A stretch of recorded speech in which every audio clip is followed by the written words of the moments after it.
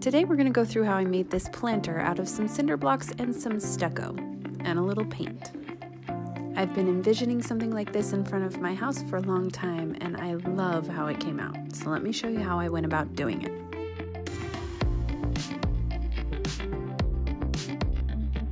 So this is the front of my house, and for a long time I've been looking at this slope and I knew something needed to go here to really finish off this space and add to our curb appeal, but I couldn't figure it out for a while.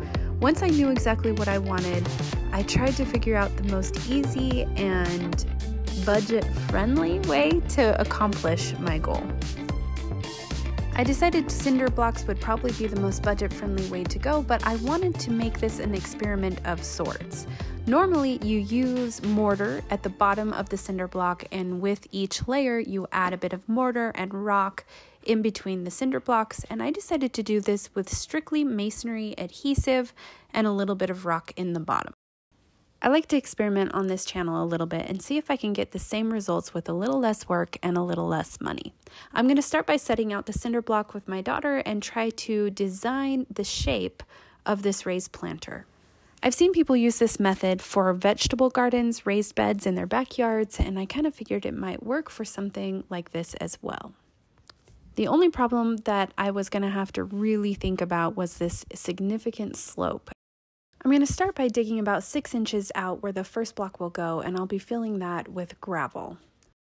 And before I get a bunch of comments about how you shouldn't put a garden bed up against the house, let me clarify that this portion of my house is actually the basement. So where this stucco is behind it is 6 inches worth of concrete into the basement. If you're going up against your house siding, this might not be the best method without some sort of waterproofing behind where the garden bed will be and drainage. So now I've dug out this hole about 6 inches deep and I'm filling it with gravel, and then I'm going to set the blocks directly on top. I'm not going to be using mortar on the bottom at this point. But typically this is where you would add mortar, you would lay a little slab and then set your blocks on top of that, and instead I'm tamping down this rock and I'm going to set the cinder block directly on top. I'm using my little torpedo level to help me make sure that I get each block nice and level, and then I have a 4-foot level as well to make sure the entire row or course is also level. Now I did try and stack this entire side of the garden bed without any mortar on the bottom, but after I got about 3 blocks high, I decided to add a little cement down at the bottom, not inside the blocks, but on the outside as a makeshift footing because I got a little bit nervous. So that is something that I add later in the build, but for now we're using just straight rock and tamping that down. This slope is super tricky, so basically what I'm trying to do is I step up as the slope goes upwards. I'm trying to make the next block be as tall as the first block that was down 1 step. These will overlap a little bit as you do with bricklaying or block laying. You want to overlap the joints, and so I'm hoping this will be okay in just this section. We do live in a really dry climate and our soil is extremely rocky and hard. I don't expect that there will be a lot of water behind this wall in this raised garden, so I'm not adding any drainage. But if you were to make something like this and you live in a place where there is more water, you might want to add a drain pipe behind this wall. The next portion of this build is all about getting these next blocks in super level all the way to the house to create my little box that will be the top tier. I am using a lot of gravel underneath each block, and like I said a little later, I do add some concrete into the middle of the blocks and around the edging of the blocks. I already have a drip line set up here in this area of the yard, so I'm just going to move this to the side, place the blocks, and then I'll run the drip line to the top tier and into the bottom plants when I'm all done with the building portion. Now that I've built the first and second rows and things are looking really good, I'm just going to dry stack this 3rd row on here, and then I'll begin the gluing process. And just like with any masonry project, I'm making sure that I am staggering my seams with each row or course of block. Now I'm using my masonry adhesive. It's actually a block adhesive, and then I'm setting the blocks right on top of the ones below and gluing them together. I do want to mention as well that they make half blocks, which saved me the trouble of having to try and cut one of these cinder blocks in half to stagger my seams or my joints. I just bought a couple of the half blocks and those will go in place. Now I am moving on to the third row here on the deep end, and as the slope is so steep, this is actually just the first row of the top part of the slope. I am going to try and be sure to link everything in the description below if you're curious on what the adhesive is that I'm using, and all the other materials, they will all be there. I would also recommend dry stacking your block before you use the adhesive, just to make sure everything lines up the way that you want it. Okay, so here I'm at this stage here. I need to glue this top row. It's just sitting there. It's not been glued yet. Once that's glued, I'm gonna do one more row. And one thing to note is that I am gonna backfill right here. This entire bottom, maybe both of these blocks, will be backfilled with dirt as I make this second tier to come around through here. And I'm gonna be gluing these caps on the top as well before I stucco. I think I'm gonna fill all of these with dirt and rock, and then I'll be gluing that on, and then I will do the stuccoing process after that. Hopefully I have enough block. But the second tier will come right along here and go back around there.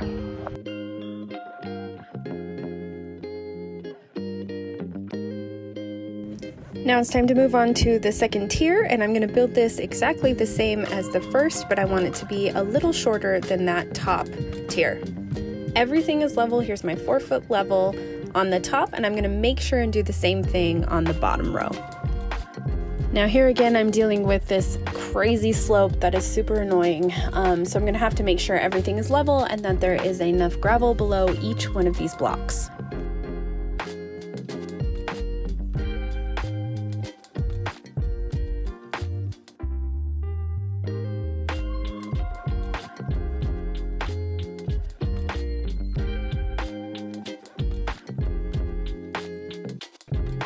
I got a little excited with the process, and I may or may not have bought all of the plants that are going to go in this entire planter a little too early. So I'm going to just set them in here, try to keep them watered, but this was probably not the best idea. Now it's time to start gluing on the caps for this top tier, and then I'll move to the bottom. And these caps unfortunately do not come in a half block option. So I did end up having to cut them down in order to fit them and stagger them along the joints.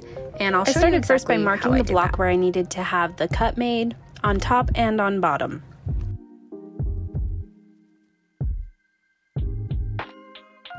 Then I used a diamond encrusted cutting wheel on my grinder, and I went right along the seam where the line was and made several passes on both the top and the bottom. Then I gave it a couple smacks with my tamper and it broke right off, and I was able to go ahead and smooth down some of the edges with the grinder as well, and it came out perfectly. Once all the caps were glued onto the bottom tier, it was time to begin the stuccoing process.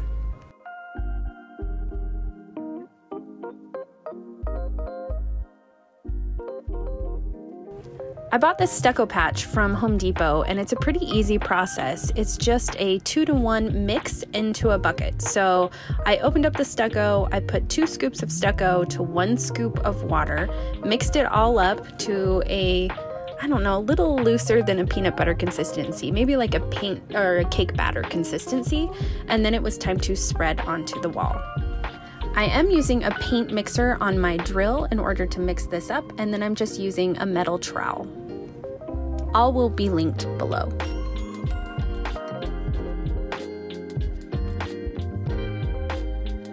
I was told after the fact that you can take a sponge and wipe down the stucco after it's starting to dry for a minute, and that will help to give it a little smoother of an appearance.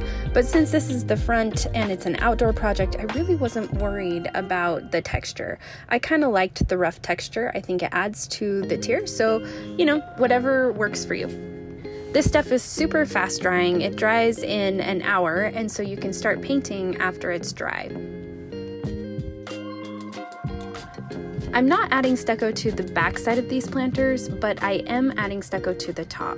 The goal is to make it look like one unit instead of bricks stacked. And obviously I didn't paint right away because I wanted to put stucco on both the top and the bottom tiers.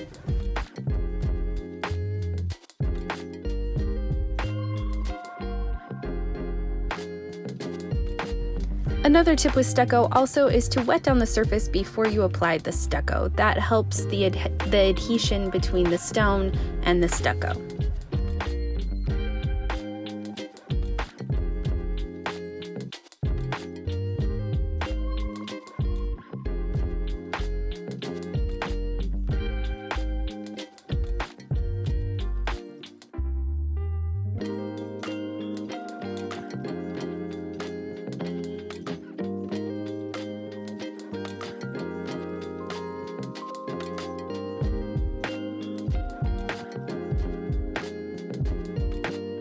After all the stucco was done and dried, I decided to use this elastomeric paint by Behr. It's supposed to be for like front porches and outdoor projects. So I'm putting this all over the stucco and I chose black. I felt like this would tie in our trim on the outside of our house and really make it kind of a statement piece. So black it is.